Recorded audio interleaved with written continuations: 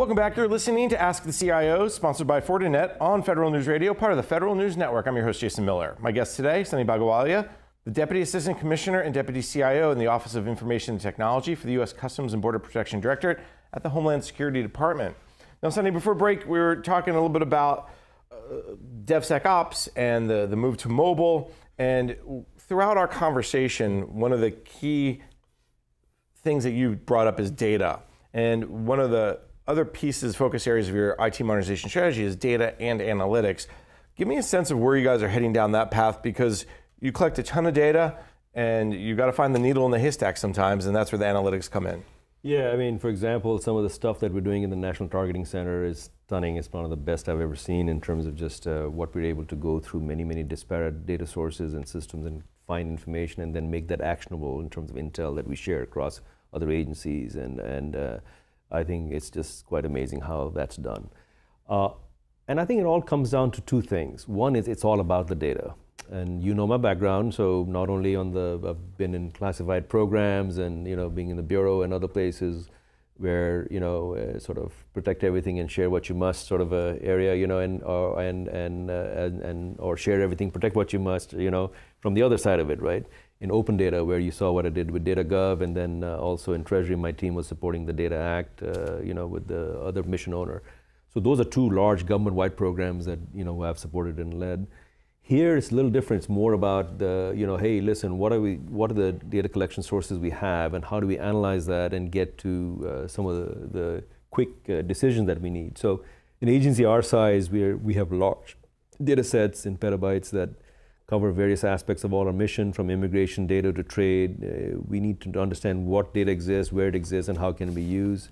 The classification of the data and the taxonomy and all that is really important. But we also need to have the analytics go faster. You need actionable intelligence, so we can't spend weeks conducting analysis if it gets stale. For example, in the trade space, moving much faster in that area. But one of the top priorities is deploying analytics capabilities as well, so that the agents and officers can have informed decision-making quicker where they are on the front lines. And so we're using modern technologies and systems, including like graph databases, complex analytics, and providing dashboards and visualizations so you can see how this information links together. And we take data with context to become information, with our experience to become knowledge, right? So that's really the key. And that tacit knowledge sits with our agents and officers who do this on a daily basis. So, I mean, so when you put all that together, we're able to quickly look at information on many different levels and solve some of the toughest mission challenges, including we go on the high side and look at that all the way. So there's a data security enclaves as well. We are working to expand our view just beyond emission data, so we can also look at other external data sources while putting it together, so data then becomes information. So I think this analytics, we're using tools, techniques, dashboards, measures, performance measures, so we can actually see how well we're doing against certain things. And this can go anything from our border mission to our trade mission, to our targeting mission, to our cargo mission. So all of these things, and then unify that, linking towards a strategic plan, looking to how well are we doing across now the 12 initiatives from the commissioner. These 12 initiatives, each has an area, and infrastructure is one of those 12 initiatives. So, and then linking across the various projects and portfolio approaches to how well are we doing on our projects and systems to deliver that capability. And then finding opportunities to link those together. So I think we're seeing tremendous increase in our workload, but we're also seeing that, and all that is possible because of analytics. So I think analytics is going to be another growth area for us, and it's going to only be a matter of taking to the next level. You all know the big terms like big data and all the other terms that you've seen before. This is really taking it into a new space where stuff is available very quickly, finding what's pertinent, and then acting on it. You mentioned capabilities like dashboards and visualization, kind of some of the keywords. Are there certain analytical tools or analytical capabilities that you think would be helpful, or you're missing, or that you guys are, you didn't bring up the keywords AI or machine learning yet, but you probably will, but are there certain capabilities that you're looking at? I think first of all, you sort of you get what you measure, and so all those maxims hold true. We are first linking it so that there's a line of sight into what we want to do, and so we are quite aware of some of these other pragmatic areas where so we've got to be pragmatic first, is my point.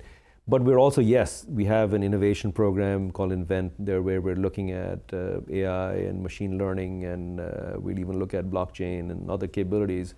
But there, the idea is running it on a very specific use case where we can actually see, run that and see for patterns that we see different, and then see what we can learn from that and then adapt, right?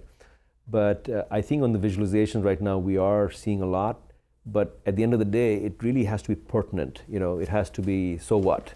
And I think that so what is where we are really making things happen and making that a little bit more transparent as well, so people can see how well are we achieving that mission. When we say something, this is what's happening, you can see the data and then reach your own conclusions based on that. So I think that open data and closed data debate is we handle both aspects of that and make it happen. Is the innovation program coming from your office in the CIO's world, or is it something in the mission world? We participate in that, but it's handled in the commissioner's office with the mission stakeholders and us. We're all in there together. I think that's what's different also in CBP, is that everyone's working together to try to get towards a one CBP example. It'll take a little while, but in some areas, because mission is so important every day. But I think the analytics is really helping us in this area, and so it's a growth area for us. You mentioned the new strategic plan. I want to go down that path a little bit, because as I read through it, the IT plays such a huge role in all those areas. Talk a little bit about, when we talk about the IT modernization, we hit up cloud, we hit up infrastructure, network infrastructure, we hit up data analytics, we hit application, all of that flows into this. So there's a challenge that you as the CIO have in terms of getting to yes, right? People want to come to you, we need to do this now, but you have the security, you have the data, you have all these kind of, I don't call them obstacles, but hoops you have to jump through. So let's go through the strategic plan just briefly, but then talk about where IT fits in within the strategic plan more broadly. So there's a strategic plan writ large that is headed by the Commissioner's Office, which sort of brings all the components together, and there are strategies in there that we all link with. So I think that's happened, and that is published, so that's a big thing. We then have an IT strategic plan that supports that. Not only supports that from the CBP perspective and the mission, but also then lines up with the DHS, because DHS also gets their IT from the federal CIO. Right. So we have linkage on both sides, you know that, right? So we have published a strategic plan that also looks at that, an IT strategic plan. We have associated with that are certain efforts that we need to kind of support. So we are prime on one of the 12 initiatives there on the strategic plan, but we're involved in all the others. Right. So we support all of them. So that's good, and it's good to have the mission owner lead some of the others so that we can make sure that there's synergy and there's all that symbiosis and all the other words that that is so important here. I will say that on the strategic plan, however, one of the things is that while you're looking at some strategy going forward, this is a very tactical organization. There's firefighting every day. There's stuff happening every day on the front line, and you got to adapt. So you come with the best laid, plans, and as my boss, he likes a quote, the first punch, when you get the first punch, you have to adapt. So we have to adapt every day. Every day I come in wanting to do A, B, C, and then I end up doing up to X, Y, Z, including A, B, C. So I think that's one of the key things that makes this job incredibly tough, but so rewarding. Because at the end of the day, we see the outcomes, we see the analytics, we see what we're doing on the mission, we see what our folks are doing, and we're trying to get that word out. So I would just encourage everyone to just spend a day in the life, and you'll see, and if you just look at the day in life in 2018, look that up, it's quite stunning what we're doing, but it has to be tactical along with strategic, and that to me is the linkage. It's important. And portfolio analysis is where we've seen that, for example, some of our workload in the IT workforce and just our projects has grown up by 400% over the last 7-8 years. But then our direct control of some of the IT has gone down a little bit, and it has gone down 10-20%. So, but that means mission controls that. But then we got to work with the mission. So it's a positive, and in some areas we need to work on. You brought up the Federal IT Acquisition Reform Act, FITARA, earlier on as well, and I think the strategic plan is an example of the impact that FITARA has had on not just CBP, but if you look at agencies across the board. When you meet with the mission side, when you have that quote unquote seat at the table, do you get a sense that the CIO is no longer the CIO, right? Remember the old joke? How are you kind of creating that collaboration, the communication, that partnership? That's a good one. The CIO, no, I have. I have. Okay, it's been a while. You brought it up. That's a blast from the past. I'll say that we are definitely CIO, yes. It's incredible what capabilities, and that's why we're so much in demand. We are in all the meetings and people are looking at, so not only do we participate in the governance meetings that exist at the highest level of the leadership, we're participating on a daily basis, people are calling us.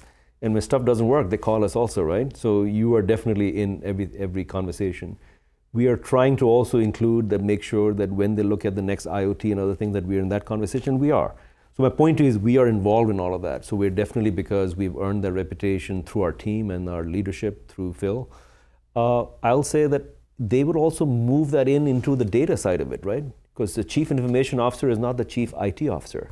It is the chief information officer, right? IRM, information resource management. So that whole information life cycle is also important. So we are having those conversations as well. I believe that's another area that still requires work because the data, evolves over time.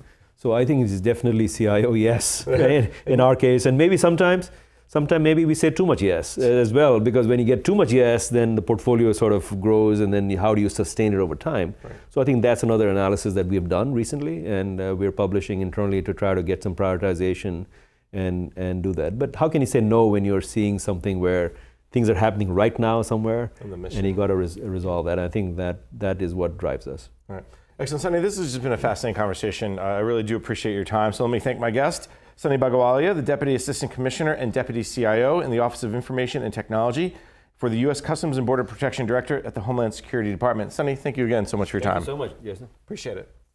I'm Jason Miller, and you've been listening to Ask the CIO, sponsored by Fortinet on Federal News Radio, part of the Federal News Network. For more on this discussion, go to federalnewsnetwork.com and search Ask the CIO.